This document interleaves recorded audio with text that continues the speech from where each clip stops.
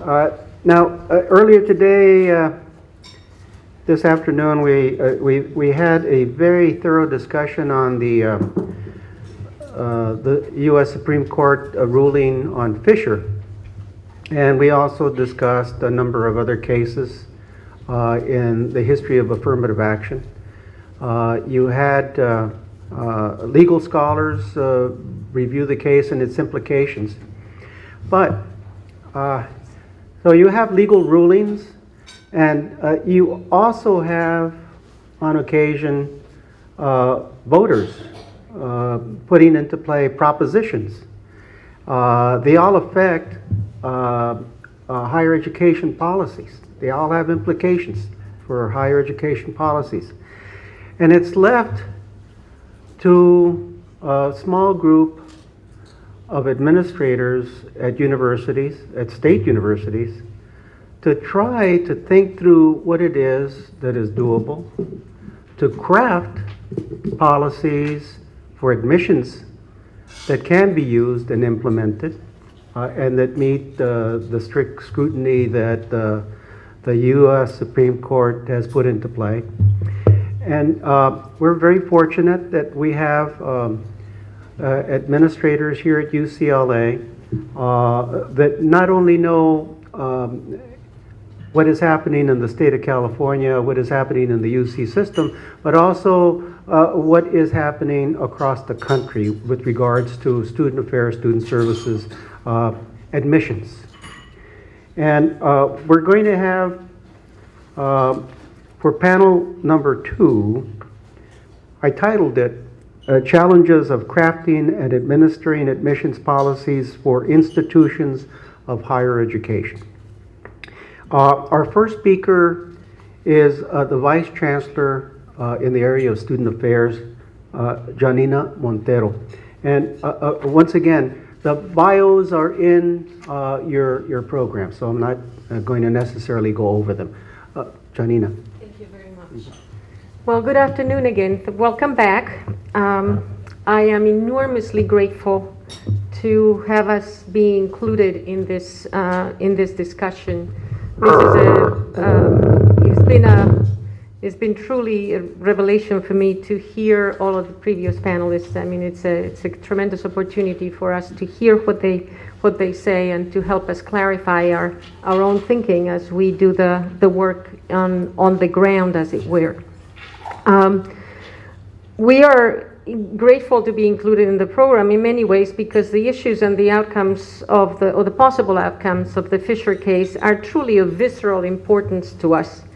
Proposition 209 has given us in California an early experience, but each attack on affirmative action opens always fresh wounds and again points to the challenges to include underserved students in the educational pipeline. As I look at Fisher and the makeup of the Supreme Court, unfortunately, I'm not hopeful that forms of affirmative actions will survive the case. You know, one of the reasons why I was just so impressed with Cheryl's presentation is her reframing and really pushing back on the issue of affirmative action in ways that we rarely see or hear right now as in the public discourse. What seems to be coming out of this case and the commentary of the justices is that there's really no evidence that diversity improves the educational environment. So it's increasingly clear that an institution's statement of educational value of diversity will not be taken for granted. And again, the value of the research that Sylvia is doing is incredibly important. Both Rachel and Cheryl talked about the need for new research that will need to demonstrate that a policy is in fact evidence-based and narrowly tailored. The research agenda of the value of diversity and those learning environments that matter is incredibly urgent. And the other thing, is again, as Marcia and Robert talked about, data analytics now will have to be local, institution-based. And that creates a whole additional range of problems for the rest of us if we don't fit a particular model. I also appreciate tremendously Cheryl underscoring the fact that in the 10% rule in Texas works because of segregation. Let's understand that. Let's mull that over. If that is in fact the case, and it seems to be the case in the fact that it's race neutral, what is the message that we're sending to our students, our schools, and our communities? In my view, there are two major imperatives that are coming out from Fisher. One, of course, is the robust research agenda about the educational value of diversity. And even more urgent, I think, is our obligation to strengthen the educational pipeline. I'm going to focus on the pipeline issue here. And what I want to do is actually give you a very, very quick overview of the recent history related to academic preparation, outreach, and the relationship we have had in California with Proposition 209. And I hope that my piece, which actually is somewhat, I see it as somewhat of a bridge between the first panel and the second, and our panel and the second panel, is give you a sort of a change of direction in the way we're thinking about this.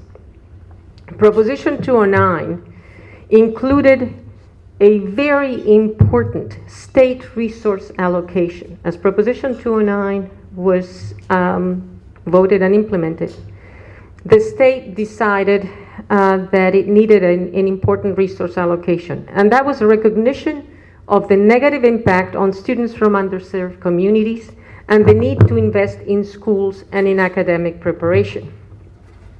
Considerable investment in student academic preparation and educational partnerships, what is now known as SAPEP, or continues to be known as SAPEP, again, Student Academic Preparation and Educational Partnership, was essentially, and it still is, an agreement that was forged between the state and the UC and University of California to develop, implement, and expand programs that would invest in underserved communities, schools, and students to, in some way or other, level the playing field.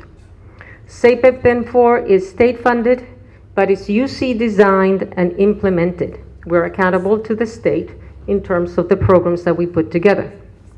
I should say that some of these programs have been in place, of course, for some time, but with Proposition 209, the state investment was considerable. My first slide, I want to give you a sense of the reality in California. What is the reality in terms of our students in our communities being able to enter both the UC and the CSUs? So these I'm going to present two slides. This one is from the class of 2000, high school class of 2003, from public schools, all public schools in the state of California. The eligibility of these students, both for the UC and for the CSU. So you will see that out of 335,700 students in the state of California, in the graduating class of 2003, 14.4% were eligible for entry in the UC. Now, look at African American numbers, 24,000, 6.2% were eligible. American Indian, 3,100, 200 were eligible, 6.6%. Asian American, 48,000 students, 15,000 were eligible, 31%. Chicano Latino, 114,000 students, 7,000 were eligible, again, it's 6%. And white students, 142,000, almost 143, 23% were eligible. So this was the state of eligibility in the state of California for the graduating class of 2003. Now remember, Proposition 209 was implemented in 1997. So these reports are put together by the California Post-Secondary Education Commission, which is now defunct, and their last report was for the graduating class of 2006, and this was their last report. As you can see, and I hope you can see, can you see in the back? as you can see, the eligibility for underserved communities is continued to be, after 3-4 years, just as low, or it got worse. American Indian went from 200 American Indian students graduating from California public high schools to 100. So this is to set up more or less in this environment, in terms of this level of academic preparedness, in our public institutions, in the public K-12 institutions, and then you add on top of it a Proposition 209, we understand that there is it's a serious imperative to try to make sure that students really get the academic and educational resources that they need to be prepared. So, as I was saying, the Student Academic Preparation and Educational Partnership Program, which is something that the University of California essentially negotiated in some ways with the state, had specifically the interest of preparing students academically to enter four-year colleges, not specifically the UC, raising K-12 student achievement levels generally, and address barriers to educational equity, and increasing the diversity of graduate and professional school enrollment. Those were the objectives, that's the focus. And there were 4 types of SAPEP programs, and there still are.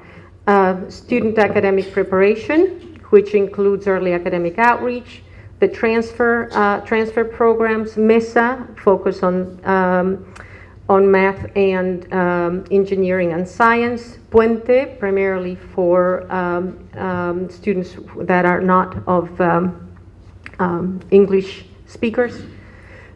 We have the school and community partnerships, which foster alliances across institutions of higher education and with the community. We have a variety of programs that are for undergraduate, graduate, and educator preparations, such as ArtBridge, the involvement of graduate schools of education, the student-initiated programs like our very own SISC, and UC Links that connect students with the opportunity to teach, as well as, finally, online and technology-assisted services such as Assist and UC Scout. These programs, and if we look at the experience of these programs over their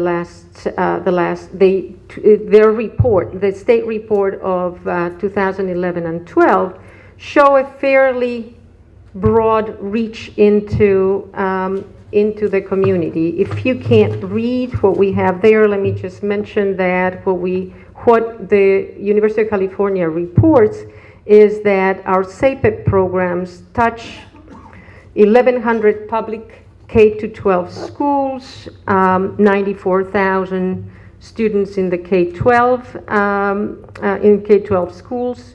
It reaches 36,000 parents of K-12 students. It works with 112 community colleges, 34,000 community college students, 2,600 teachers, counselors, and administrations, and about 5,532 undergraduate students are involved in these programs, as well as 216 graduate students. So the state's support for SAPEP was well-intentioned and wise. However, it did not last. As you can see from the graph, in 1997 and 1998 until 2003, the state invested considerably in SAPEP programs. When I came to the University of California in 2003, the cuts started and proceeded every single year dramatically.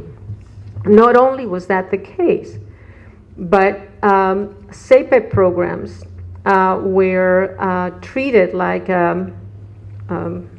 negotiating football. by the state and the governor.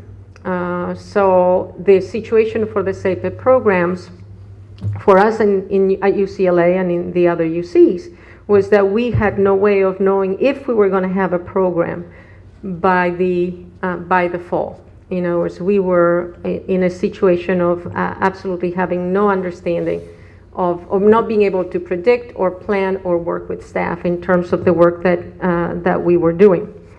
I want to give you, this is our experience at UCLA, and I'm showing only UCLA, not only because I don't have the other institutions, but also because we're all very different.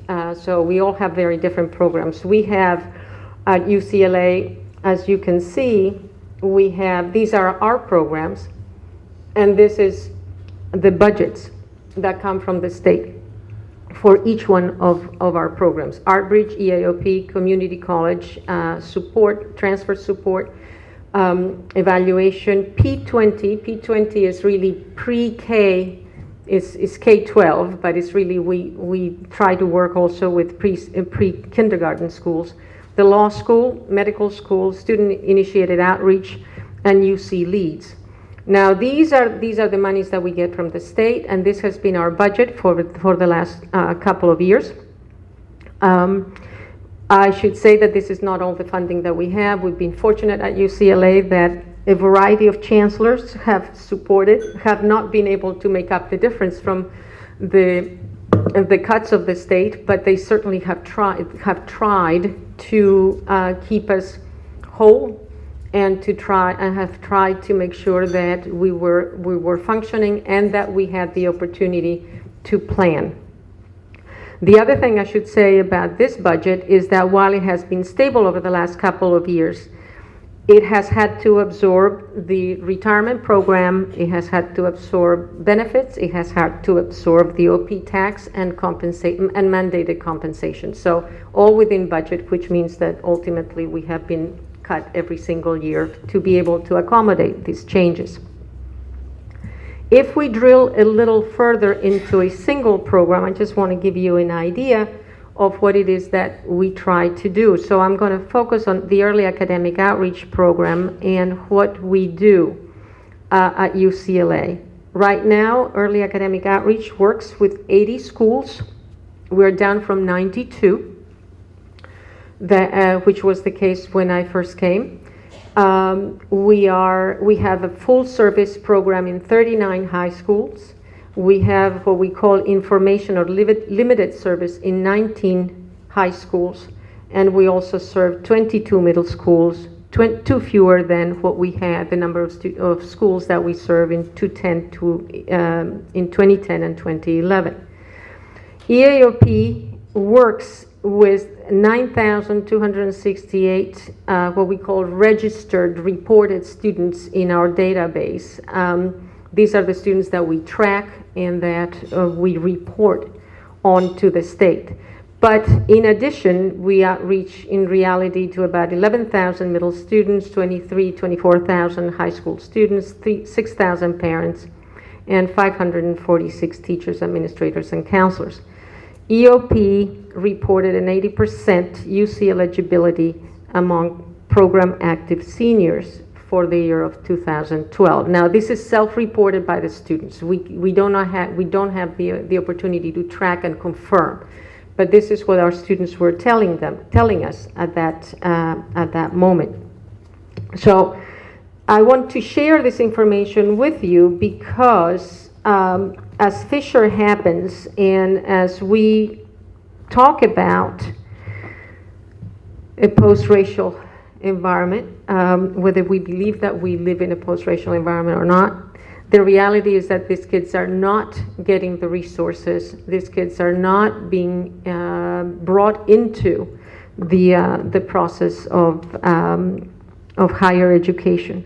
And as we continue on the agenda of really working on the research agenda that we talked about before, I want to make sure that as a collective, as a community, we understand that at the same time we have a very, very poor success record in the state of California in terms of bringing students into the eligibility pool. And we have at UCLA in our own programs a particular focus for the outreach activities, and that means we have to form and retain relationships with schools and communities. Marcia was talking about some recommendations, some strategies, and she was right on point. We engage in advocacy, both local and statewide. We believe that we have to make long-term commitments. If we work with a school, we have to stay with that school. We can't come and go. Therefore, the funding issue, the stable funding issue is key for us. We engage in exploration of different models. We're trying to work with targeted groups, for example, foster youth. We try to minimize duplication, but we very much focus on partnerships.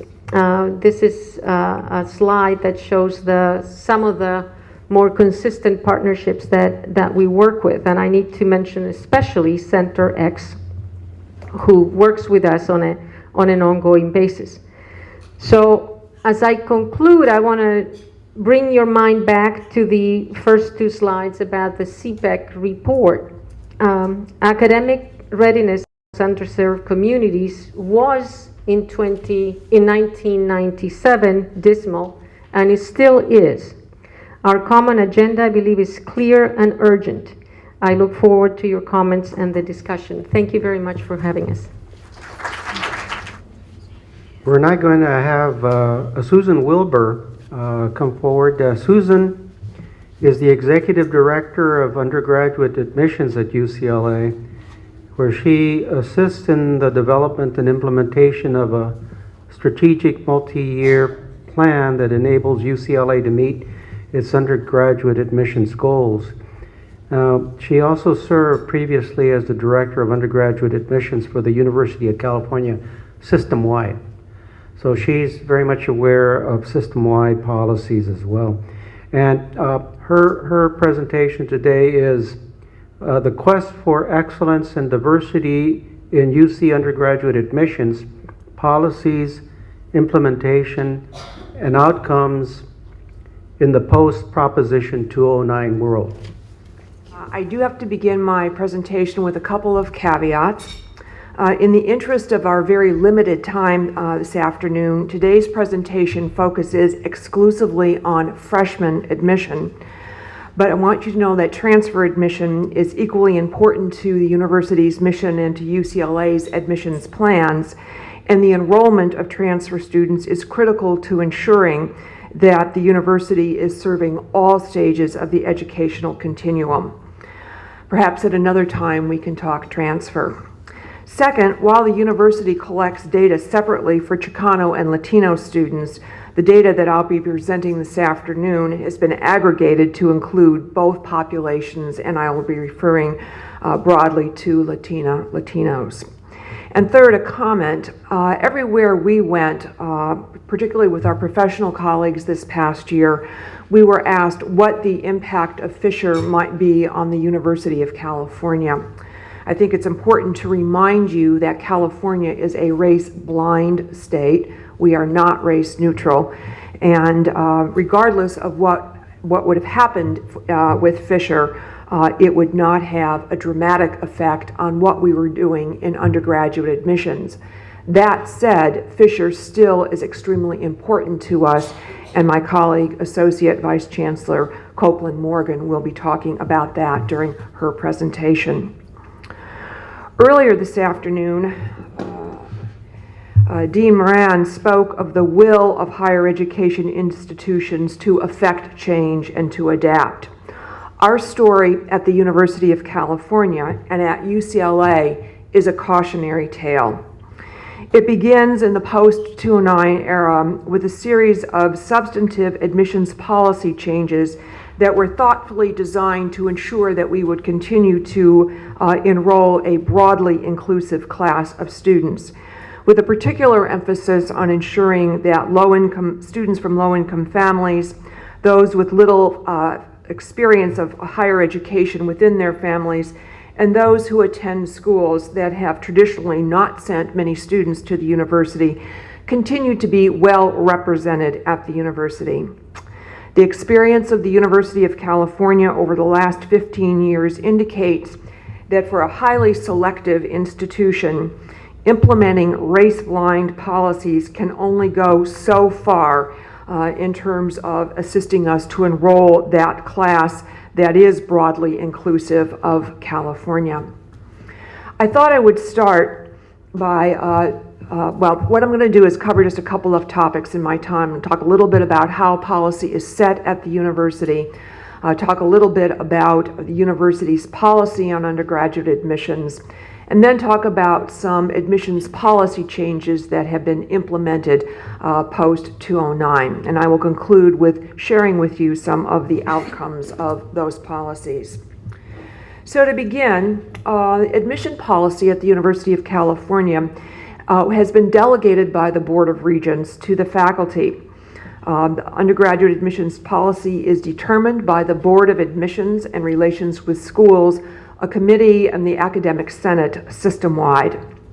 Faculty propose policy, which then must be reviewed and endorsed by both the UC Academic Senate and the Board of Regents.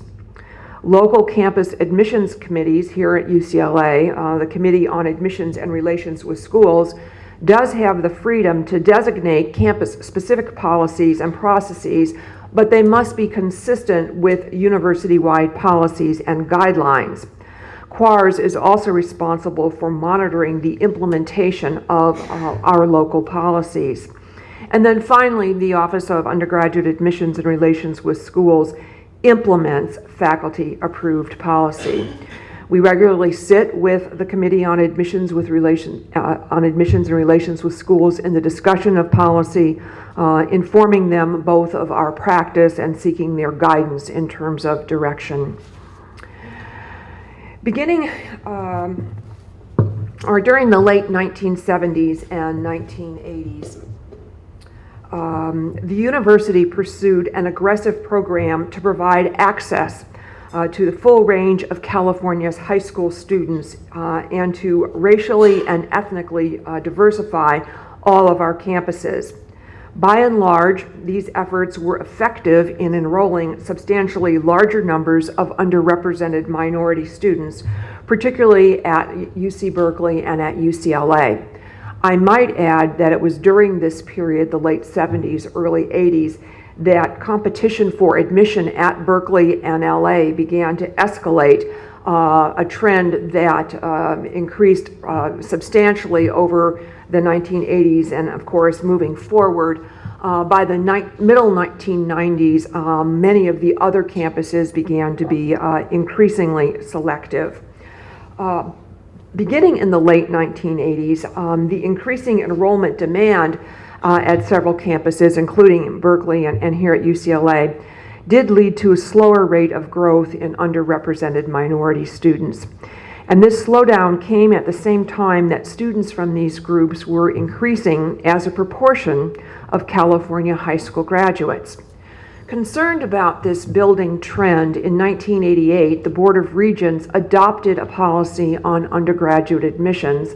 And there are several statements in here that I think are especially important for our discussion today.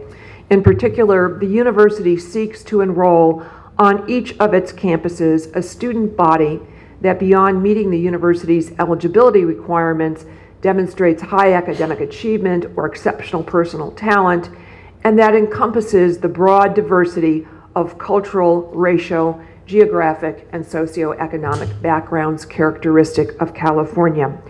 In fact, in spite of all that has happened since 1988, this is still the policy of the University of California, and it is still the goal that these articulate the goals of what we are trying to achieve in our undergraduate admissions policies and implementation. So, let's talk a little bit about what happened in the post-2009 era, when faculty began to address the questions of who, what, and how undergraduate admission to the university would actually work. The first change that occurred was the adoption of the eligibility in the local context policy, which helped to broaden the who was eligible for university admission. In 1998, the UC faculty proposed and the Regents approved a policy that would expand eligibility for UC admission to any California resident who was deemed to be in the top 4% of his or her high school. This policy was modeled, as was mentioned earlier, after a policy previously implemented in Texas, their top 10% plan, slightly scaled back for California based on our local needs here, and was first implemented in 2001. It has been a very successful policy in that it allowed the university to reach into every public high school in the state. And with a small handful of exceptions, every high school, public high schools at least, did participate in this program. It is perhaps one of the most democratic things that we did, in that it allowed us to reach deeply and send a strong message that the university was interested in having students from all high schools attend our campuses. It was intended to broaden access to UC, and it was enormously successful, at least in terms of reaching into high schools. A couple of years later, in 2001, the faculty began to tackle the question of the what of admissions policy. Up until this time, admission to the university had been very formulaic, and greatest weight had been placed on grades and test scores. We realized, particularly with the increase in demand to attend the university and our interest, again, in being broadly inclusive, that kind of linear policy was no longer going to get us where we needed to be. And so in 2001, the faculty proposed and UC adopted the Comprehensive Review Admissions Policy, which included a number of very critical elements, including the use of multiple measures of achievement and promise. And at the same time, while considering that achievement, it was to be understood in the context in which each student had demonstrated his academic achievement, that is, both the opportunities and the challenges that each student faced. In this way, we broadened our review of students from merely looking at their GPA and their test scores to considering the nature of their high school, the types of courses that were available to them, how students took advantage of what was available. We also looked at how students performed in comparison with other applicants from the same school. We took into consideration the nature of the school itself, the availability of courses, particularly of not only what we call our A through G or subject courses, but the availability of honors courses or lack thereof. We looked at such factors as the average SAT scores for the individual school and how a student did in comparison with the average. There were a couple of guiding principles that accompanied the policy. In fact, there were 10 at the time that has now been expanded. But included in the guiding principles were the following statements: that no fixed proportion of applicants should be admitted based on a narrow set of criteria. Again, we were looking at not only academic but also a broad array of personal achievements.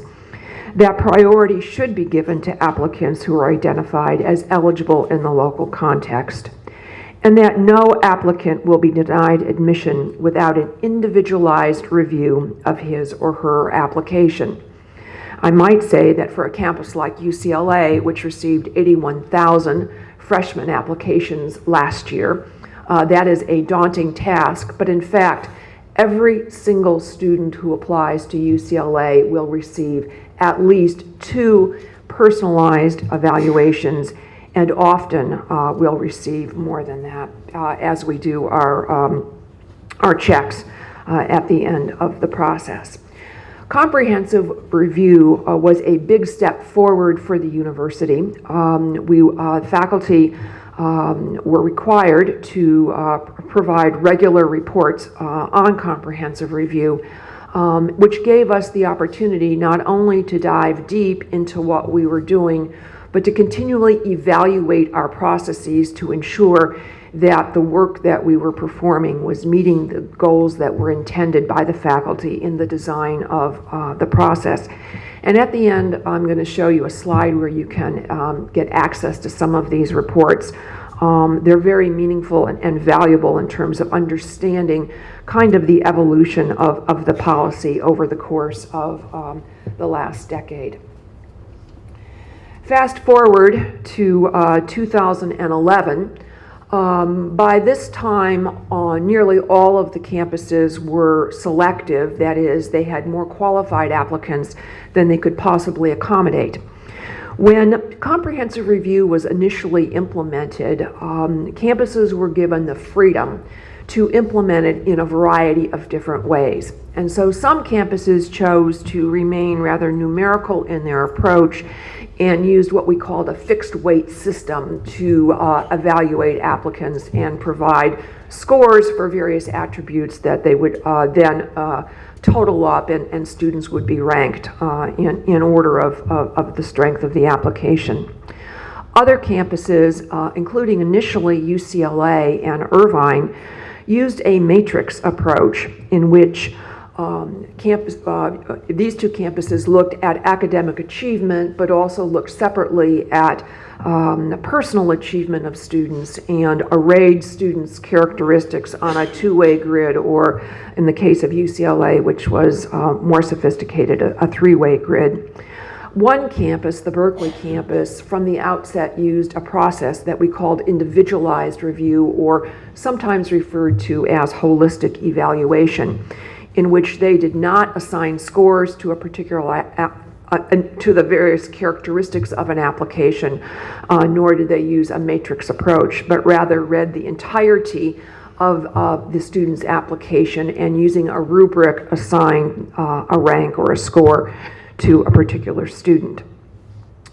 By 2011, we had reached the point system-wide where we were pretty convinced that the holistic approach that Berkeley was using, and by then, by the way, UCLA also having adopted the holistic approach in 2007, was probably the very best way that students could be evaluated. And so in this case, actually it was the President Yudof, who brought a resolution to the board with the blessing of the faculty, which basically asked that the Board of Regents reaffirm that the single score holistic evaluation method be adopted across the entire UC system, having demonstrated very ably that it was a method that was superior because of the way it took everything in an application into consideration in its entirety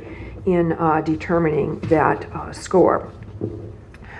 So that then holistic evaluation, or sometimes referred to as holistic review, became the how we do what we do. But at the same time, faculty were increasingly concerned that UC's rigid eligibility policies were prohibiting the university from considering some very talented students. And as early as 2005, the Board of Admissions began to discuss in earnest changes to the eligibility construct. They were very pleased with the eligibility in the local context policy, but they thought very strongly that they could do much more. And so they adopted a policy called Entitled to Review. In 2010, it was implemented for the first time in 2012, which basically redefined yet again who would be considered for freshman admission to the university. The faculty replaced eligibility with what they called Entitled to Review, in which any applicant who completed 11 of our 15 subject requirements by the end of the 11th grade with a 3.0 would be considered for admission. They also took one of our former eligibility policies, what we called eligibility by exam, They wanted to continue to honor that as a pathway to UC, but those students were now incorporated into entitled to review. Within this large pool then of students who were entitled to review, two groups continued to be guaranteed a space at the university, although not necessarily at the campus of their first choice. The first group of students who would be guaranteed a space would be those who met UC's admissions index. That's a sliding scale of grade point average and test scores. The higher GPA, the lower the test scores, or conversely, the higher the test scores, the lower the GPA. So it's a rather rigorous index, but if you met the specifications of the index, you would be guaranteed a space. The other pathway to guaranteed admission was the eligibility in the local context. As I said earlier, we were very pleased by the outcomes of that particular policy, and the faculty decided to expand that from 4% to 9%. They also eliminated the SAT subject tests. Now, the use of tests had been very controversial over the decade, and in fact had been subject to change several times during the period. But at this point, and with the implementation of this policy, the faculty decided to eliminate the SAT subject tests altogether, because we found that they really, a couple of things, they didn't add much to the information that we already had on students through other means, and secondly, we found that they were in fact a barrier for some students and discouraged students from applying to the university. And so that then became an important part of what happened. So again, over the course of the decade, faculty looked at who, what, and how we were to do admission. And I do want to acknowledge Professor Hurtado, who was very instrumental in the refinement of these policies, wrote a brilliant report on comprehensive review, again, available on the board's website. I encourage you to take a look at that. It was very instrumental in helping us design our new directions, and also was instrumental in entitled to review. Thank you, Sylvia. Before I turn to the data, I think it's important to note that each one of these policy changes has shown some success in helping us meet multiple goals. And it's reasonable to conclude that these programs made a positive contribution in the past 15 years to the growth in the application, or the number of applications, the admission of underserved students. And yet, in spite of the successes of the policy, we still have a very long way to go. So turning to the data, the first thing that I want to show you is a graph that examines where we are today, specific to admission in general and specifically to Latino students. And I want to highlight two things on the graph. The top two lines, the red and the blue line, are UC applications. So this represents the entirety of the applicant pool to the university. And I chose several points in time, 1995, pre-209, 1997, actually, Proposition 209 was approved by the voters in 1996, implemented for the first time in 1998, but where we saw our big decline was in 97, immediately after the voters had approved it.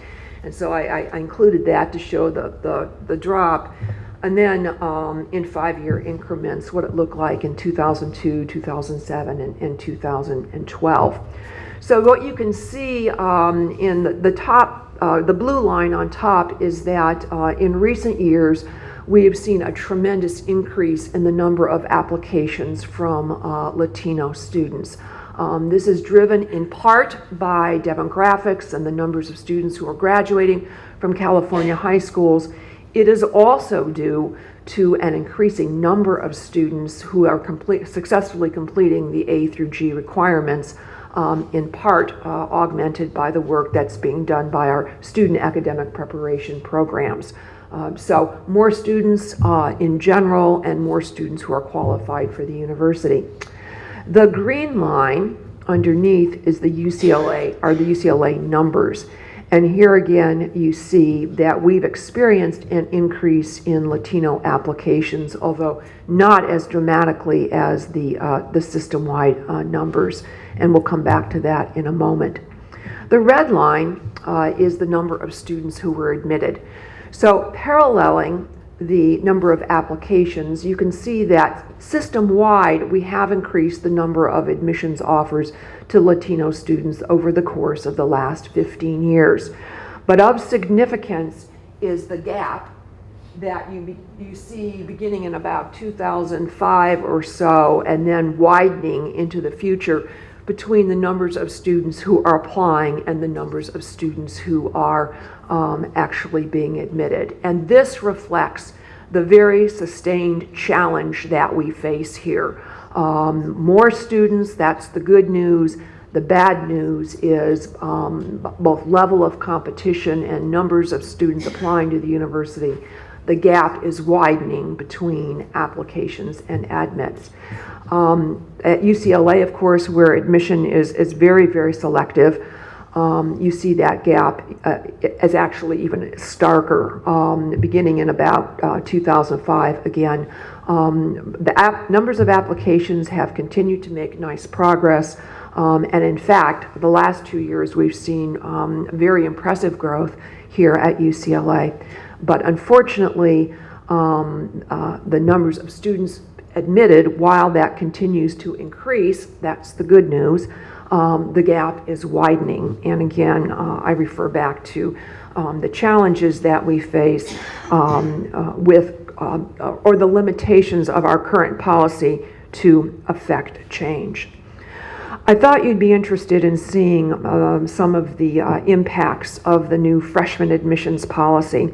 And so I wanted to show you a couple of slides that again demonstrate, on the one hand, the progress that we've made. That's the good news.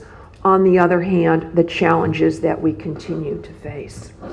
So lots of numbers here. I'm going to say a substantial difference.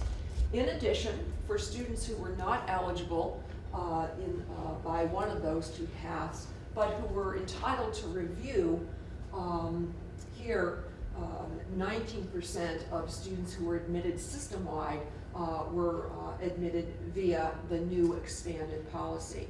So again, I'm going to come back to this in a moment, but the policy did have an impact in terms of opening the doors and bringing in new students to the university. The none above category is by policy we are allowed to admit a small number of students by exception, and that reflects those students who were admitted in that way. So this is the overall picture. But the story that I wanted to show you is how it differs dramatically by the selectivity of the campuses. And you can begin to see how the patterns change. What I did here was I divided the campuses, the two most selective campuses, which I defined as admitting 22% or fewer of their applicants. No surprise, you know that that's Berkeley and Los Angeles. The selective campuses, there are 4 of them, campuses that admit but somewhere between 32% and about 45% of their applicants. I took their numbers and I averaged them for purposes of this display. And then the 3 remaining campuses that I call moderately selective, because by definition admission to the university is selective. You have to meet a fairly high threshold. So these campuses are selective, and in fact 2 of the 3, and pretty soon the 3rd, will no longer be able to admit all of their eligible students. So you get sort of a range of how it plays out differently at various campuses. And you can see that, to no surprise, in part mediated by the students who apply to the campuses, and in part by our own local campus policies as directed by our faculty. The most selective campuses, to no surprise, the largest number of students who were admitted fall in the index and ELC category, but these campuses did admit some by index only, a small percentage of students who were ELC only, and Again, no surprise that 96% overall for those campuses were in this guaranteed pool. This speaks to the challenge we face as a uber selective campus and how difficult it is, given our numbers and the quality of our applicants, to make much progress here. So for the most selective campuses, they did admit some students in the entitled to review category, but relatively a small percentage. As we move across to the least selective campuses, you see that the numbers changed fairly dramatically, where many more of the students entitled to review had the opportunity to come to the university, but to campuses that were not as selective as campuses in the other categories. On the other hand, of course it makes sense, these campuses, again, based on their applicant pool, fewer in the guaranteed and more here. The point being that the policy plays out differently depending upon where you are at the continuum. And whereas in a moment I'll talk about the faculty's initial reaction to the policy, overall it's very positive. Nonetheless, despite very good policy, when you are in facing the constraints that we're facing at a place like UCLA, it's very difficult to affect change. The next slide, this is the same first column that you saw on the previous slide, but I wanted to give you a sense of how this policy has played out for Latino students. So, to no surprise, again, you can see benefited substantially from the eligibility in the local context policy. That was as planned, again, reaching deeper into every high school in the state. Still a very respectable 37% of students being both index and ELC eligible. Here, the numbers of students entitled to review, admitted by the entitled to review policy, significantly larger than the overall system-wide average.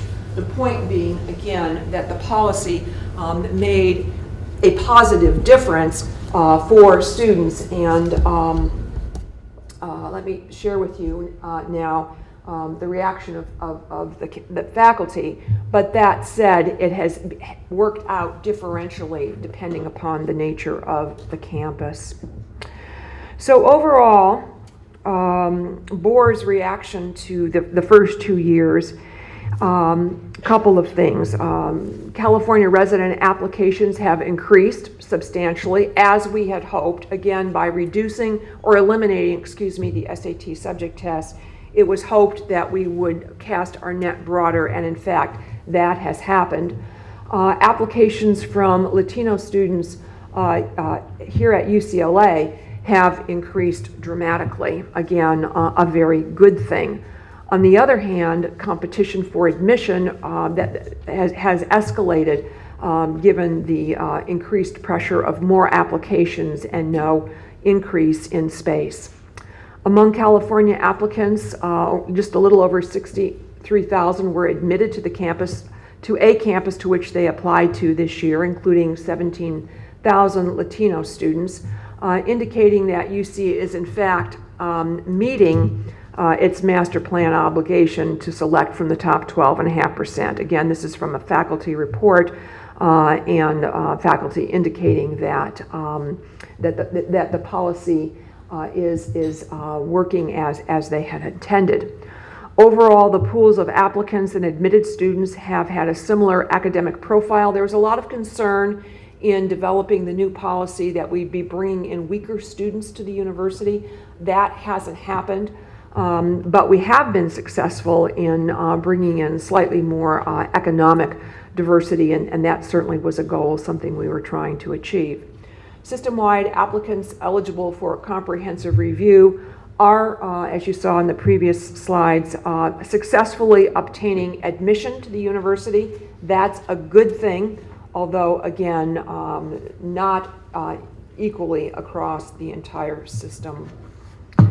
System-wide, a larger proportion of Latino students, as well as African American and American Indian students, were admitted to UC with the entitled to review and ELC only pools, particularly in the expanded ELC pool of 5 to 9%.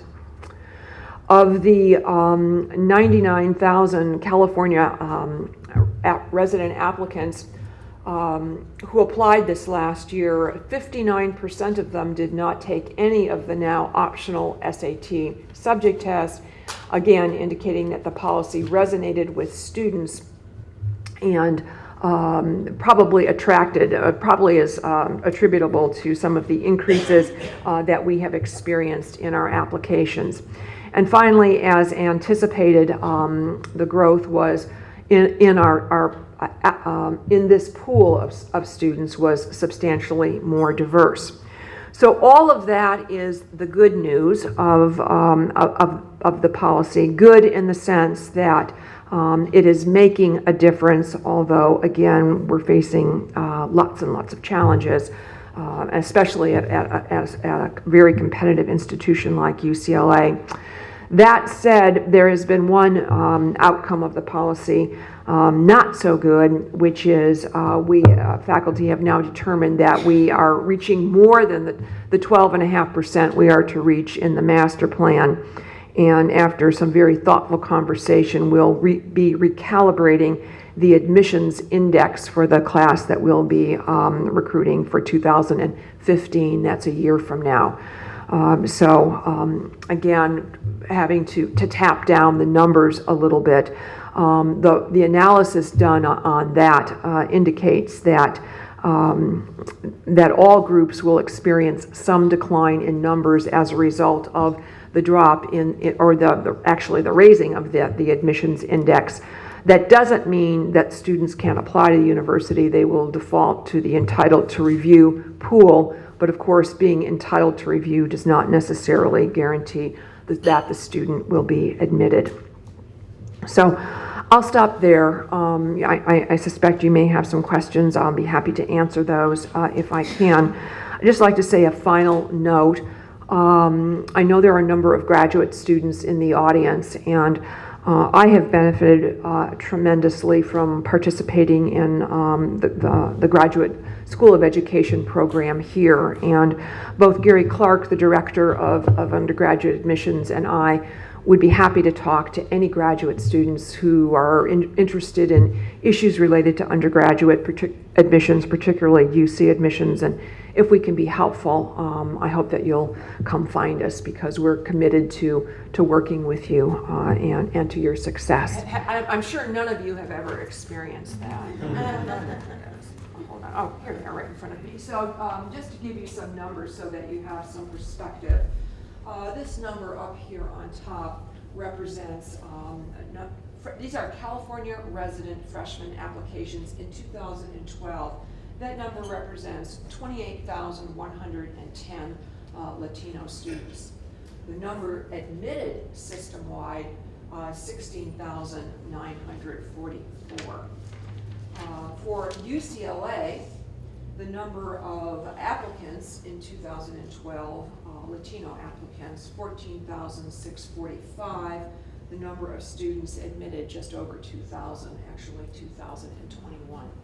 So if you're interested in this presentation and you'd like to have this chart, I'm more than happy to share it with you.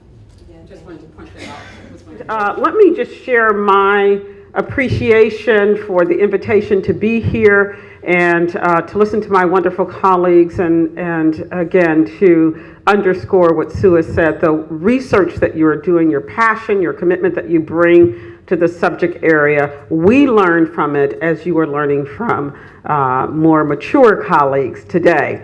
So I want to focus my remarks on really sort of where the rubber meets the road. In other words, I want to give you a bit of an insight into what does the post-Fisher environment mean for those of us who are charged with the responsibility of bringing in a class that has the characteristics that the faculty have articulated in our admissions policy. and I had to choose a point of where to start. So I want to start with the title that I gave this, and even though I have this title, I think it's a title that I'll have to use in another arena so I can really focus on that. But what I wanted to convey in the subject of this title, this title, Beyond Fisher, Mission Driven and Mission Focused, is that whether we are talking about Fisher or Grutter or Bakke, our imperative in the Office of Admission and Financial Aid remains the same. That is, that we have a responsibility to bring in a diverse student body as articulated by our Board of Regents, by boards, by our local, whereas Yanina mentioned this earlier. There were times for the outreach program, you didn't know whether you're going to have the monies or not. Well, the friends of diversity are time and repetition. Diversity, to really improve our efforts at diversity, we have to spend time in communities where we have little to no histories. And that means to be most effective in my role, I need to have the confidence that I can put my recruiting staff or Yanina's outreach folks or our colleagues in other areas in those communities, not just 1 year, but year after year after year, so that we begin to build relationships of trust. When you think about what it takes to get into UCLA, parents, guardians, communities, mentors have invested a lot in the well-being of these children. And they want to know that when they turn them over to us, that they're turning them over to a set of people, to a university, to a climate where those young people will continue to be nurtured and supported. And so when I go out into a community, or our director of admissions, Gary, goes out into a community, when we've been in those communities for sustainable periods of time, it is more likely that we can create those relationships of trust, so that when we say your son or daughter, or we say to the high school counselor, we're going to take care of them, we're going to provide the financial aid that's necessary, we have the resources to do that work. And the other problem with soft money is usually people measure the outcomes too soon.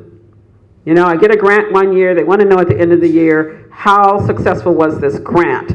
Well, that's not quite how it works in reality. In reality, whether you're talking about minority communities, low-income communities, or just communities in general, it takes time to build those relationships, whether you're going to a school where there's 80% going on to college, or whether there's 20 or 30% going on to college. So one is to help us to focus on and implement sustainable strategies.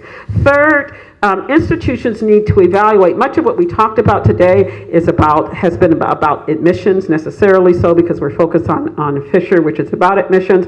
But institutions need to evaluate their policies across the institution and assess how those policies support or hinder the recruitment, the retention, and graduation of students from underrepresented communities.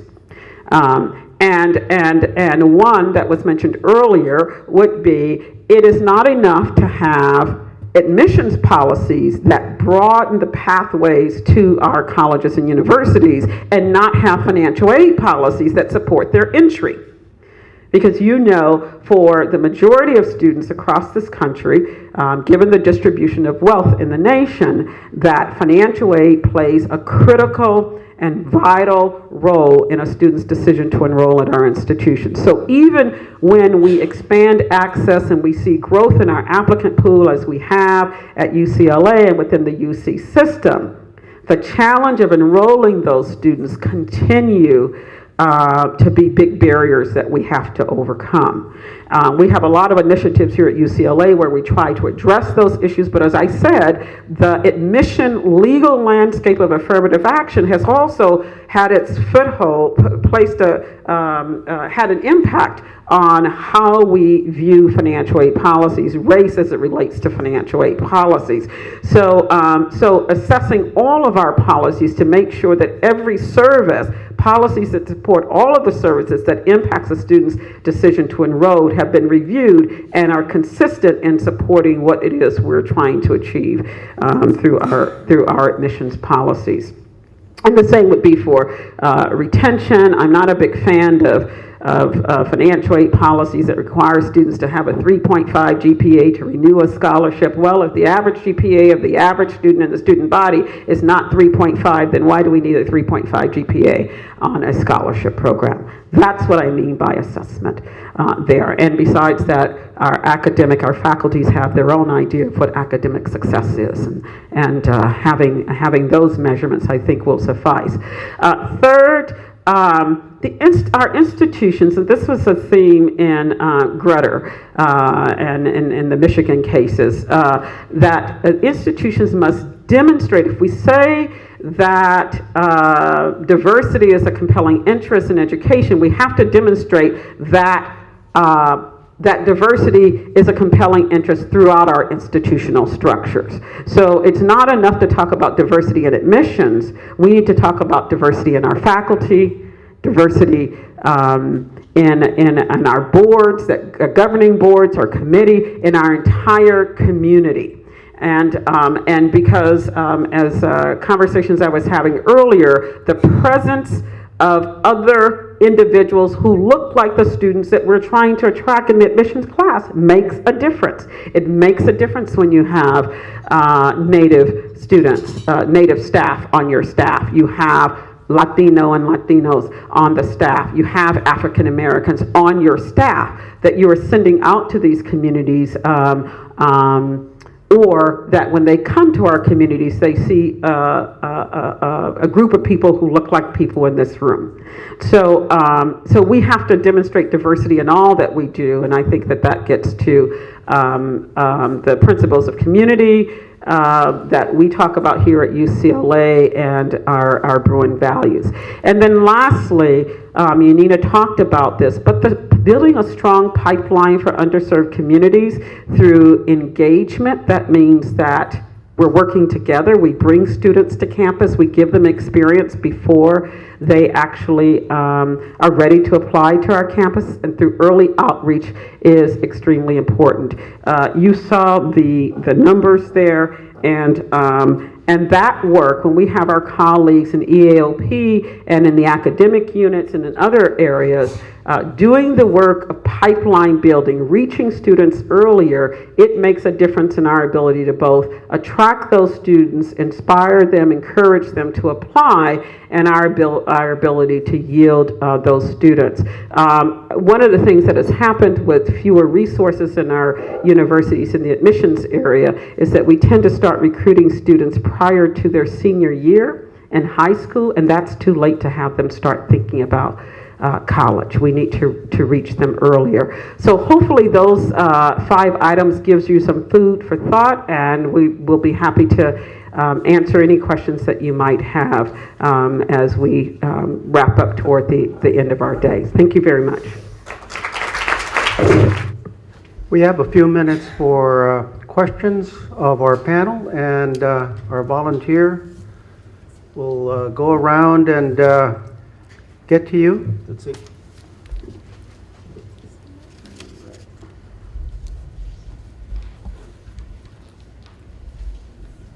Questions of our panel number 2. Any questions back there?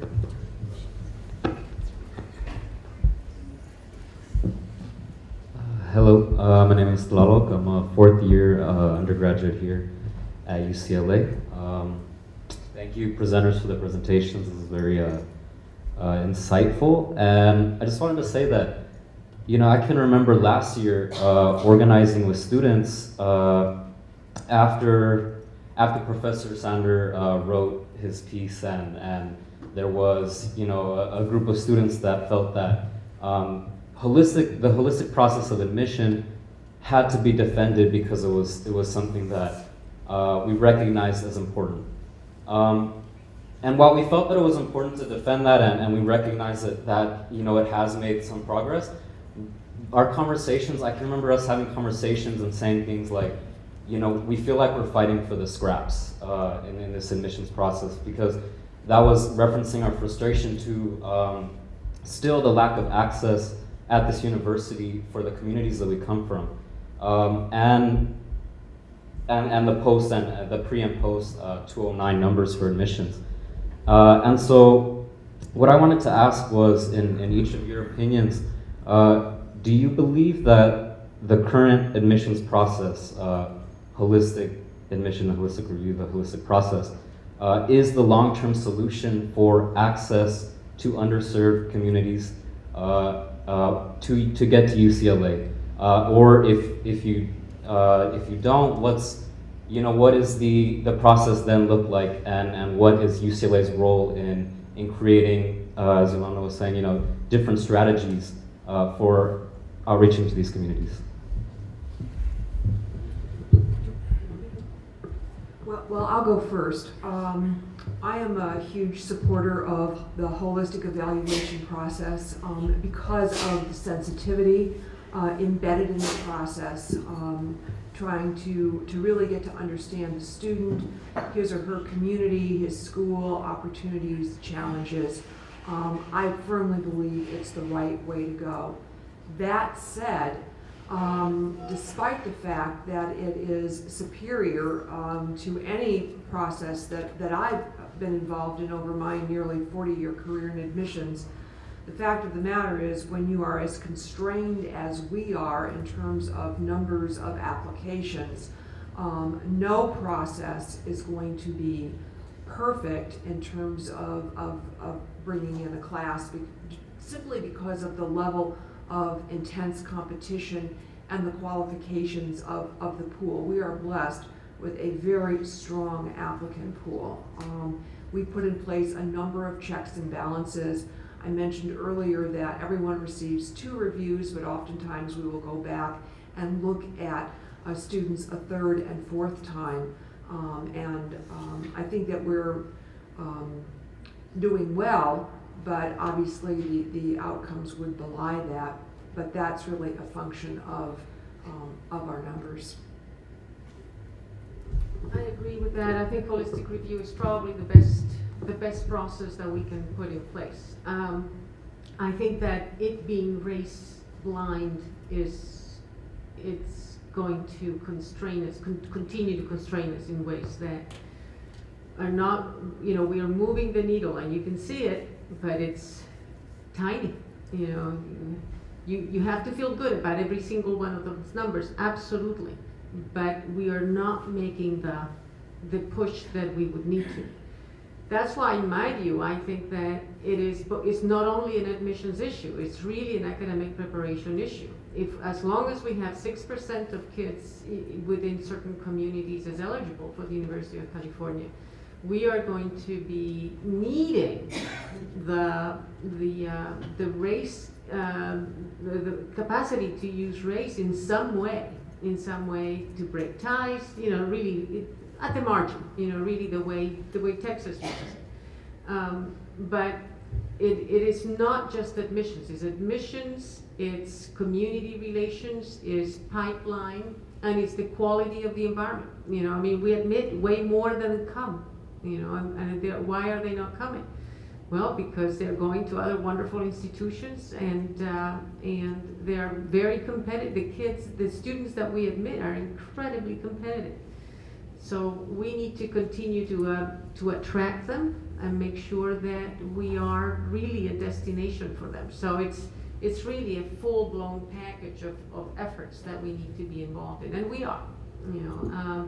So I don't think there's anything that I think about more than these issues, together with all the colleagues.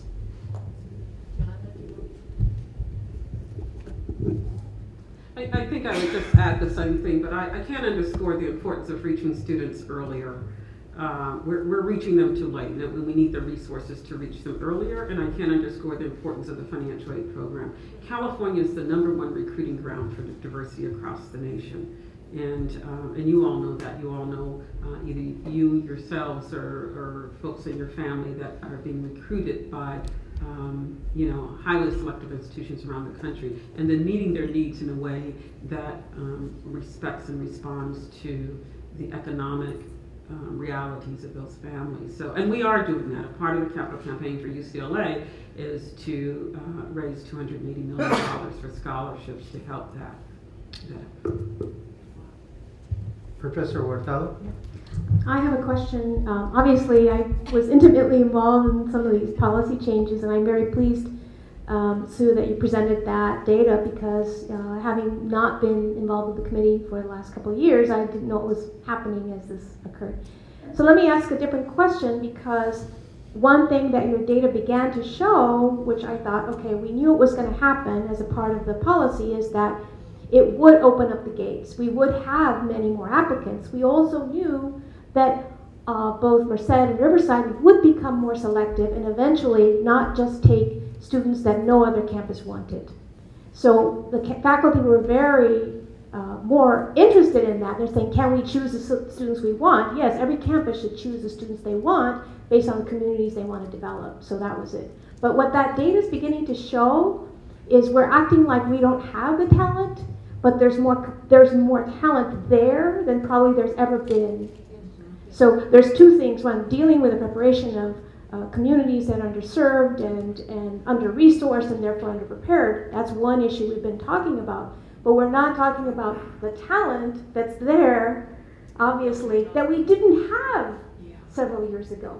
Because we hope the schools have improved. We hope students are getting the information. So to me, then, it speaks to the issue of capacity, institutional capacity. Are there ways to increase capacity so we can get more of those students that are actually applying? So how can we think about ways to do that? Well, I'm not a fan of online education, but everybody's saying that's the way to do it, and I don't know. But I mean, we really are now identifying, and they're applying. So what do we do next to increase capacity? And I think we keep saying, oh, we can't do. But is there a way for us to increase capacity so that we can admit more? And certainly, I know all the machinations behind state budgeting and blah, blah, blah, but guess what? Master plan is dead, because the master plan said tuition was free, right? And so there's a lot of things that were in the master plan that are no longer applicable today, and we need to move that agenda forward too to rethink that. Just question, can we increase capacity? So I can tell you about a couple of initiatives that are going on, and you're absolutely right, Sylvia, about the talent that we're drawing. And that is the sort of what you're hearing us say. We're making headways, but it's not sufficient. And capacity is a part of this. Within the university, in the college, Dean Pat Turner is focusing on a new initiative called Pathways. Just forgot to say quick. Pathways to Commencement. Which is an effort to try and increase capacity. It has lots of benefits. One, Pathway to Commencement is about looking at the talent and the credentials that are entering freshmen and transfer, mostly in the freshman class, bring to, that is not that transfer don't bring talent, but this is focused on freshmen, and trying to increase the number of students who are graduating in 3 years. So with this selectivity, we bring in students who have tremendous number of AP courses and college courses, so on and so forth. And if we have about 3% of our students who graduate in 3 years right now, and so she and her team of colleagues are concentrating on creating a diverse array of opportunities that would help students more students to graduate in 3 years, not with the idea of ending their education there, but saying spend that 4th year working on a master's degree and an advanced degree, entering into a PhD program, and that also helps the issue of affordability. And so that's one of the efforts that are there. And then the capacity issue within the state. Merced is saying we could take more students if there is some relief in funding to help us to build the classrooms and things that we need there. So it's something that we have to grapple with at the state level. Well, Davis is planning to grow by 5,000 students in a pretty short period of time. So some campuses have way more capacity than others. the capacity increase is good for the students, and it's also good financially for the institution. So I think that some are more open than others. And Santa Barbara is also has some capacity to increase. Santa Cruz has some capacity to increase. Riverside has capacity. Irvine has some capacity. We're pretty landlocked at this point, but and I think the whole issue of online education it remains a question. I'm not sure it's a solution, but it's something to explore.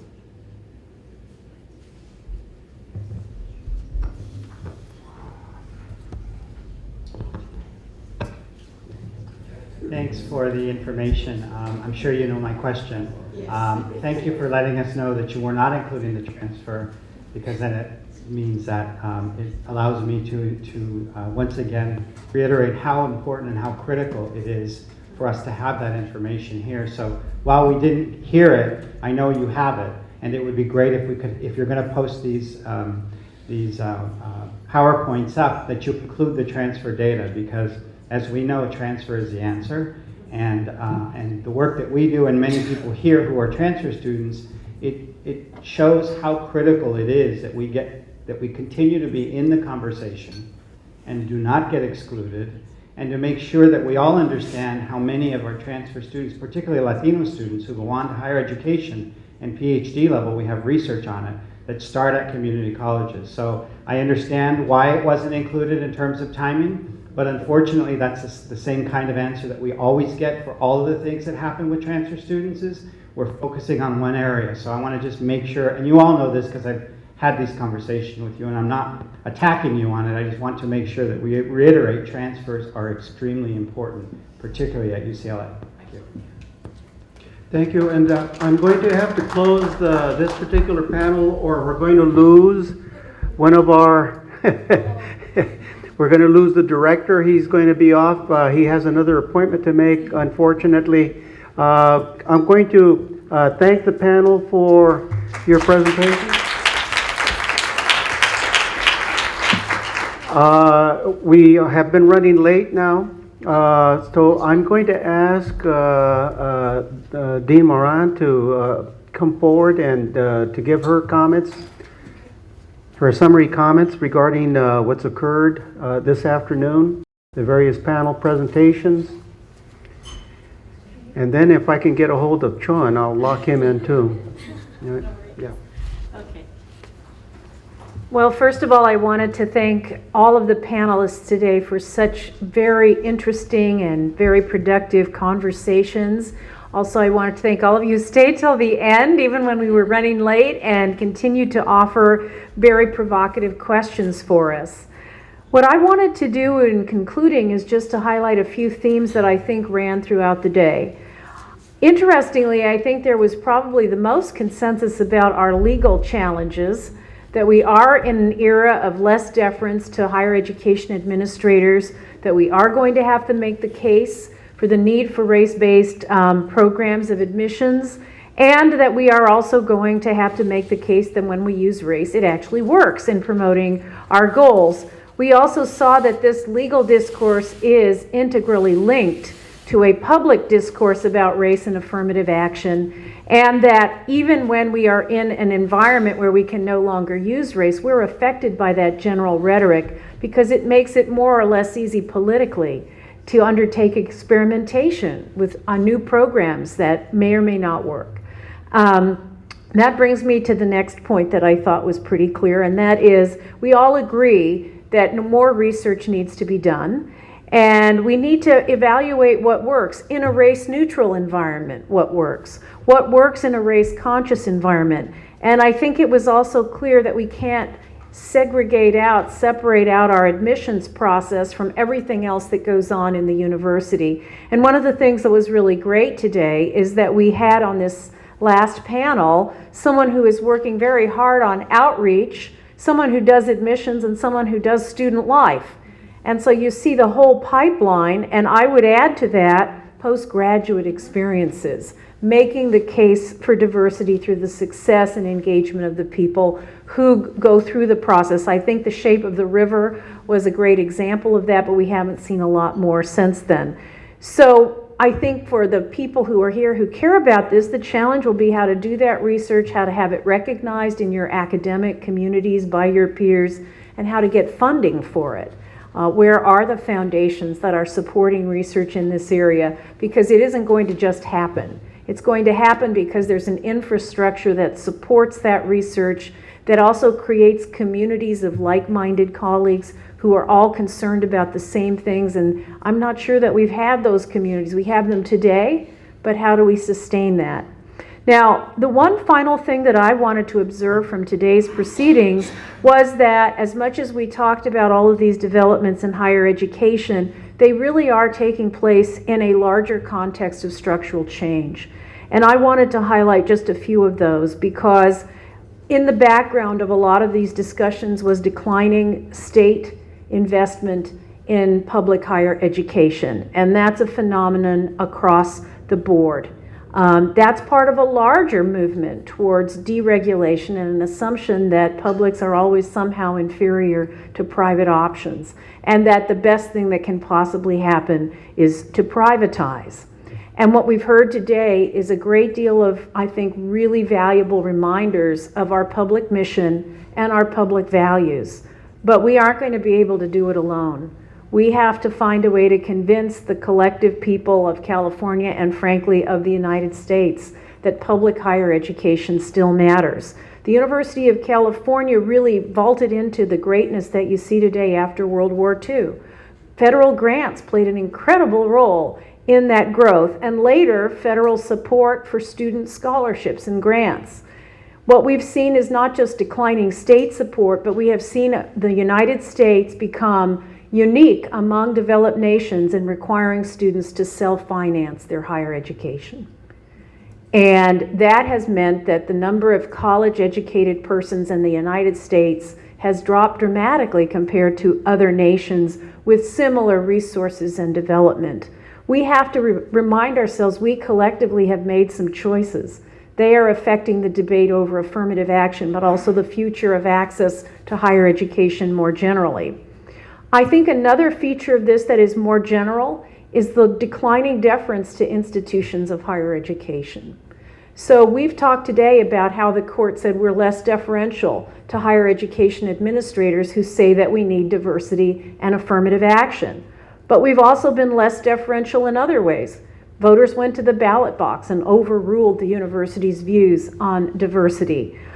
We have seen more inclination to move away from tenure as a model in higher education on the grounds that it's too expensive, we can't afford it, and in any event, it's not necessary to safeguard academic freedom. This, again, is, I think, a change in the level of deference accorded to academic institutions.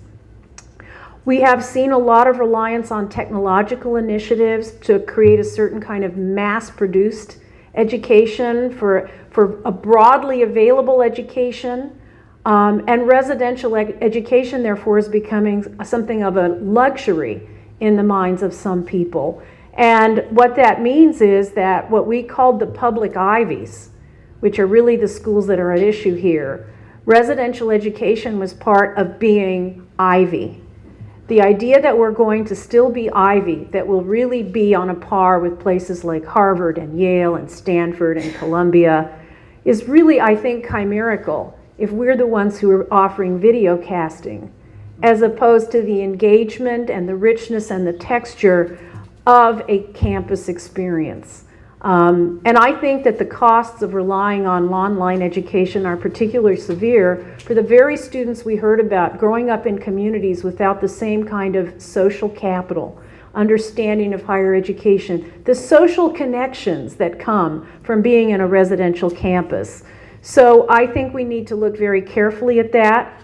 I also think that the ongoing political uncertainty, the ways in which the university has lost its autonomy and become increasingly politicized, as the governor and the regents and the legislature all duke it out over what the future of the University of California will be, has created a deep sense of insecurity about the future of this system, which I think has been widely considered the greatest single system of public higher education that the world has ever known. And my fear is that this will lead people to be less willing to invest. I know that there are foundations now that are looking to private universities for leadership because they believe that they have a safeguarded future. They are the ones with the billion-dollar endowments. They are the ones with a steady, stable source of revenue. And we are seen as an increasingly insecure place to make an investment because we're living year to year with uncertainty about what our budget will be. Now, I came to the University of California. I stayed at the University of California because I believe in its public mission, and I also believe that leadership is forged every bit as much in adversity as in privilege. That is the underlying message of diversity and why it's so important. But if the only path to leadership is through elite private institutions, the authenticity of our democracy will be challenged, and diversity is just one part of why we will have to wonder whether we are really living up to the promise of equality and liberty for all. Thank you. So what she said. Well, I want to thank you all for making it to this point and for being part of this process. And I'm just going to highlight kind of the brief arc of where I think the conversation today took us, and then invite you to conclude in the way that one should, with a glass of wine, some cheese, crackers, and a chance to talk face-to-face further about these issues and about the opening of the Sandra Bullock, George Clooney film this weekend. One of the things that really struck me, and I think Cheryl Harris nailed it on the head, is that part of what we're confronting is a neutral baseline myth. That the arguments within which we are struggling at a legal level and on the ground within the universities is that everything is neutral. And I think what was especially important in Cheryl's remark was that that argument started long before the law made it policy. That was part of a reframing of an earlier understanding that was not very old, but had come into place through struggles beginning in the 1950s. That in fact, one had to work hard at leveling the playing field. And that there were policies needed in order to account for continuing inequities. So the neutral baseline is not just a presumption within the legal world. It's not part of the environment within which one must twist and turn to make an effective argument. It also works here. Within the university at large, the curriculum is neutral.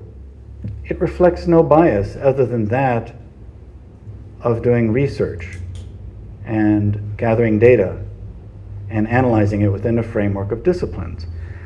That explains in part why UCLA is the only campus in the UC that does not have a diversity requirement. If we did have a diversity requirement, that itself would reflect the same bias.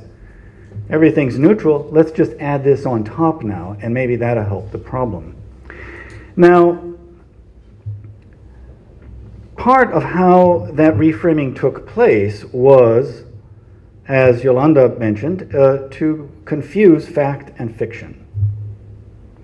So we have two alternatives, I think, in terms of how to respond. We need to reframe the argument, but how to do that?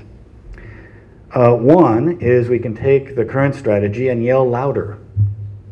That would return us, in effect, to the 1950s and 1960s, where the only change came as a consequence of televised violence against citizens. The other is to think about how to recast what are continuing issues. Now, the problem we face is that the civil rights language is widely understood to be ineffective. It's not working. But that doesn't mean it's wrong. It just means it's not effective. And the work that has to be done is to think about how to reframe these issues in ways that do not compromise them to other values, say in my field, where people trying to break into Hollywood who are not white try to show how they can make more money. You've already subscribed to a game that doesn't really work that way. Hollywood does not make money, at least that's what they tell the IRS. And therefore, other arguments are actually at work in order to determine what gets made.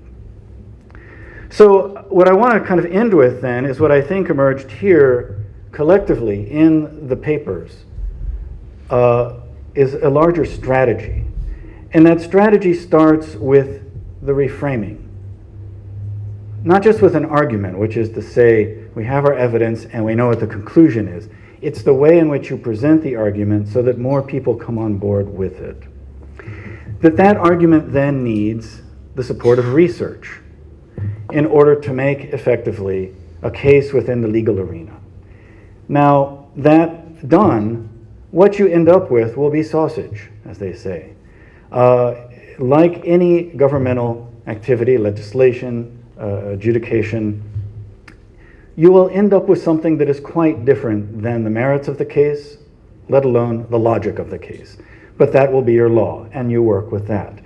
Therefore, you need the next step, which is what Yolanda mentioned, the on-the-ground strategies. Even if you end up with something good, we won, you're still going to need strategies for implementing it. And you're going to need the next step, which brings you back full circle. You're going to have continued research. And I think that gives us a feedback loop by which we can begin to keep pushing for change. And I really appreciate the fact that we had these two different panels, one from the legal perspective of what are we dealing with? How is our ability to make an argument narrowing, and what can we do? And then the on the ground, once that's been settled, at least in the moment, what are the ways in which we can try to nevertheless reach for the goals and the outcomes that we know are important? And to put those together and to realize it is a feedback loop. And that part of what we heard today from the legal side is, those of you in the academy who are doing the research, we need more of it, and we need it to begin addressing the realities we have to confront right now in terms of changing the legal framework. And kind of searching, groping out within all of that is the reaching out for that larger argument, that larger common sense that not only speaks to what our goals are, but also begins to bring in a larger number of people that accept that and say, yes, that is the way we understand our reality right now. The current one we have, we realize, is more fiction than fact. It does not work for any good outcomes, but it is one that people on all sides seem to agree with. When I think Cheryl mentioned this in terms of how we now understand inequality is only class-based, well, so do Marxists.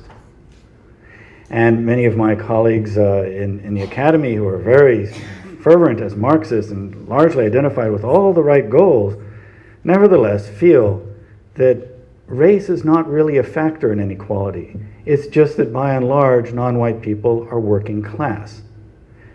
Now, the end result of that is the only way in which they ever talk about non-white people is as working class, even though there is a middle class and there's even an upper class. And so we're not getting a full and adequate account of race. Now, that just reaffirms what's been said, that there is that framework, and the question is, how do we begin to challenge it in some place other than the rather shrill corner we've been backed into, where the only option is a TL louder. So I think that we've had a great first step towards that. I think one of the great things about this summit is over the last 8 years, by bringing people from all different sectors, we realize the ways in which we are all more or less working within a larger strategy that is pushing in a good direction. We do see some good incremental increases, and I think because we're doing the research, we also see ways in which the gap is actually widening, even if at some level the aggregate numbers go up. And that's just because the population is growing. So I want to thank you all again and encourage you to keep in touch with us. We will be doing our 9th one next year. We keep trying to move the ball forward. This is a research-based project. Carlos is our main person here in terms of working with the faculty, working with students, so that we can generate the research, but also identify the people to bring together to continue that dialogue. And now, without further ado, I would encourage you to go outside where it's nice and warm and have a glass of beer, have a glass of wine, and join us for a reception. So thank you.